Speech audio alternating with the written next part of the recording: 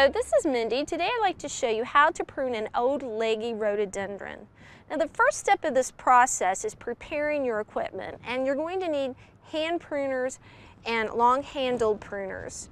Both of these will need to be sterilized. Now the reason for this is when you prune any type of plant material, you're actually creating a wound. If you have plant disease or pest on your pruners, you're introducing that into the plant material. So it's better to just go ahead and sterilize it and start with a nice clean pruner.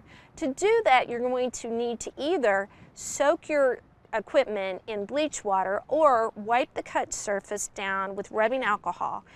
Regardless of which way you choose, make sure that you allow the tools to dry out in the sunlight, and that will sterilize it once again.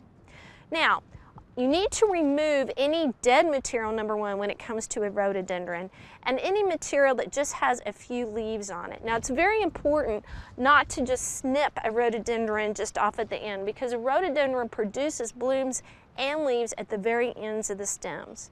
So when you prune, you need to make sure that you take that cut all the way back to a central branch. Removing this leggy growth will encourage the rhododendron to produce fresh growth, and in doing so create a more bushy appearance than a leggy appearance. But when you're cutting though, make sure that your cut is done at an angle.